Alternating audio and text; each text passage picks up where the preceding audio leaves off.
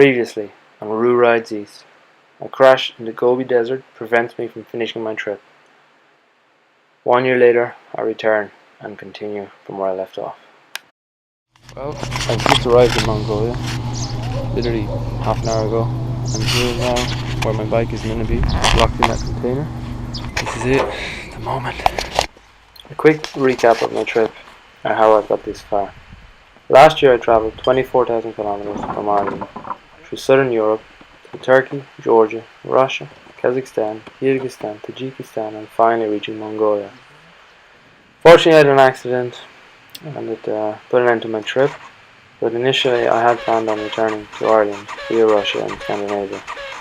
This year I'm very tight on time. I have a 6 to 8 week window. This time around I've decided to spend more time in Russia and less in Europe. As I have a European passport, I can go through Europe anytime. I plan on travelling further east in Russia, taking on the BAM road. It's quite an extreme road that hasn't been maintained since the Soviet Union fell.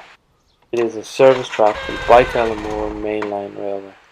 Hopefully later you'll see me getting through it, but it'll be quite the challenge with various river crossings and railway bridge crossings and the short supply of petrol, accommodation, and food along the way.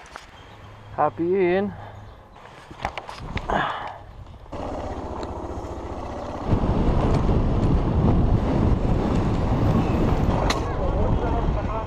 Lucky or unlucky? I would say look at the Irish, running out of petrol, only 100 metres from the petrol station. I spend the next 2 days repacking and servicing my bike, prepping it for the next 6 to 8 weeks on the road.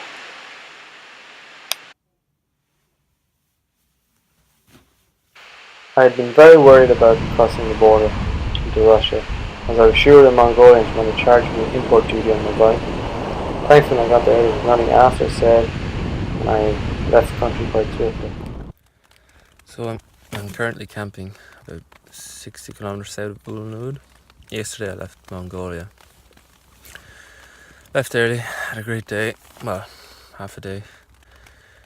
Back on Bessie, good weather, average roads, and got to the border. Pretty nervous about that, as you all know. And I got through the Mongolian side in less than half an hour. They didn't want anything, just good luck. So I guess the Russian side, I thought that'd be the easy side, and I was there for about 3 hours. It went really well, but it was pandemonium. It was Mongols are the most ignorant people when it comes to queuing up. They just push through. There was 3 bikers just ahead of me, 2 Polish and a Kazakh. They were travelling on Honda Goldwings. I got talking to them on only one. Gregor's, he could only speak a bit of English. But they kind of helped me a bit. We talked, and I was meant to stay with them in Ulnud, but I ran late getting through. I had to get insurance and stuff, and they continued on. I went to this kiosk to get insurance, and my god, these 2 old biddies, they took forever. First they didn't want to give it to me, then because they didn't know how, and then she rang someone, and she had 2 phones to each ear, and she was talking to people. And I knew there was like a few checkpoints the other side of the border, so I just waited. It must have been there nearly 2 hours. I forgot to mention, it's also raining lightly, enough to annoy me. Oh, so have a look. I've had a great morning. Got caught in the rain for about an hour and a half. Got pretty wet and cold. I stopped for some brunch.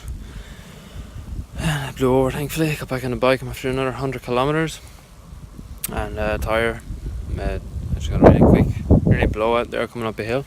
But that's a pretty steep hill going down. Thankfully it didn't happen on the way down. Probably would have ended up in the ditch. But I'm nearly there now. I've just broke the bead. And I'll mend it or put a new tube in it. I'm not sure how bad it is. I'm just in my hotel room now in Tinda. I forgot to mention earlier, I'm as far east as I'm going to go, which is pretty good now. I know I'm on my way home. So far I've clocked up, I think, 26,500 kilometers since I left Ireland on the bike. So it won't be as far back, thankfully. It took me about 40 minutes to try to find a hotel. It's so hard to find a hotel in a different country with a different language. It's called a Gostina. That's what a hotel is, and it doesn't even read like that because of acrylic.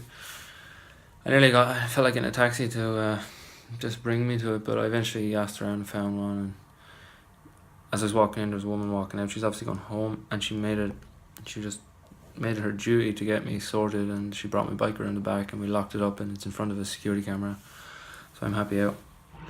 How you going? Please tell me you can hear this.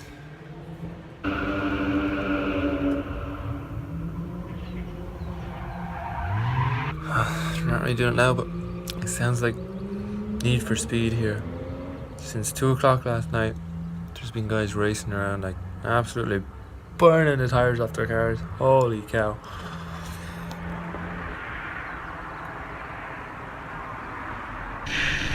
It was 11 o'clock before I left Tinda. Even with an early start, I got up to change my tyre, track down some food and petrol before leaving Tinda. But first, I had problems starting my bike and decided to change the spark plugs. This sort of helped, but fingers crossed I get through okay. Do a bit of mayonnaise. Should keep me happy for about an hour.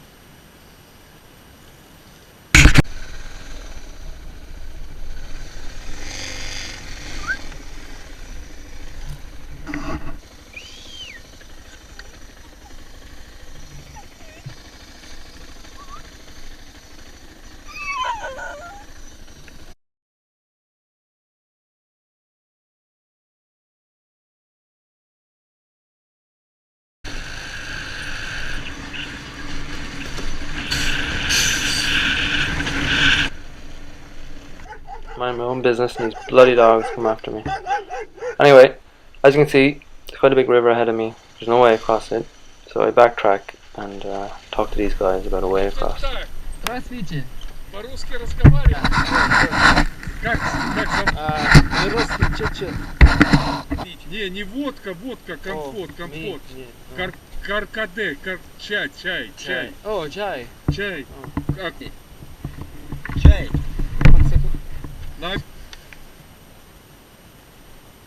Было, может, отвезти, покормить его или булочку как-то. Италии, смарсли? Deutsche. Spaghetti.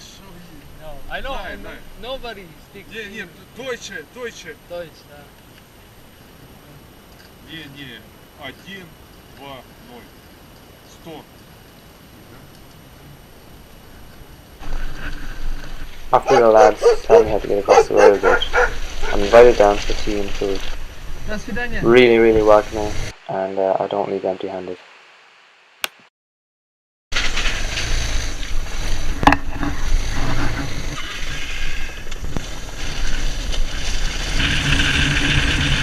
Okay, so the blood is pumping.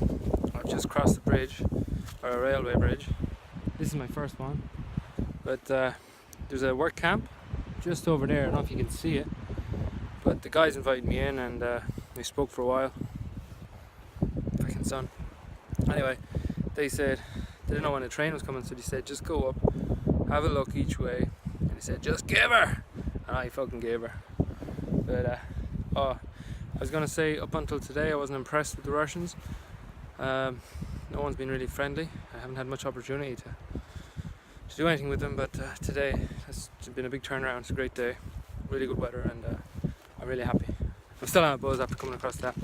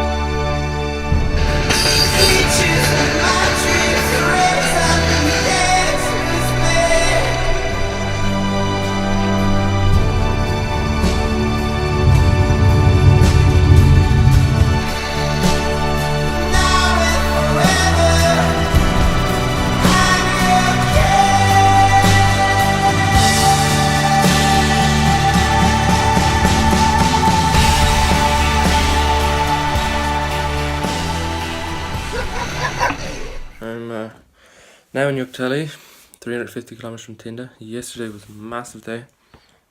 Oh, it was brilliant. It was just epic. This is just what I'm made for, I think, and I couldn't get over it. A lot of people would think this is just madness, but for me, I don't know. It's what I live for. I just love it. The adrenaline. By that, I guess you don't really understand, but whenever I do upload the video, you'll see the river crossings, the dodgy bridges, just then crossing railways, and a train is pounding by you, and then your adrenaline is running, and you're just gonna get up on the track and get across this track and as quick as you can. And even though there probably isn't a train coming for another 10 or 15 minutes, you just think, oh, maybe something could go wrong, or you just gotta get across. And I had 4 of those. At least 2 where the train was pounding by, and 2 where I stopped and listened and just went for it. I guess it's safer when the train goes right by you and then you do it. But oh man, my adrenaline was just pumping all day, and by the time I got here I was wore out. I'm actually physically I'm done. But I've slept in. It's nearly 8 o'clock now, and I'm gonna get up and go again. I won't go as far today, but oh yeah, I stopped in Yuktali then last night, and I got petrol, and yeah, there's no petrol station, so you have to buy it off people. And this guy was humming and hawing, and then he said okay, and went to his garage and he had a 40-gallon drum. He siphoned out 20 litres for me.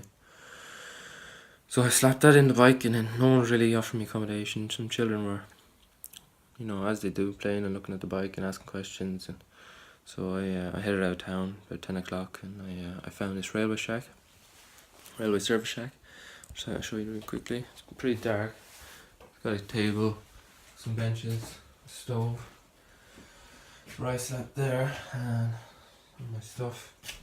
Let's bring you inside. The mozzies are pretty bad, but the road is up there. Bus is just there. Railway straight ahead. But all in all, my God, I can't get enough of it. Next time on Roo Rides East. As you can see, we've got plenty more challenges to face with both people and bike. Stay tuned for more.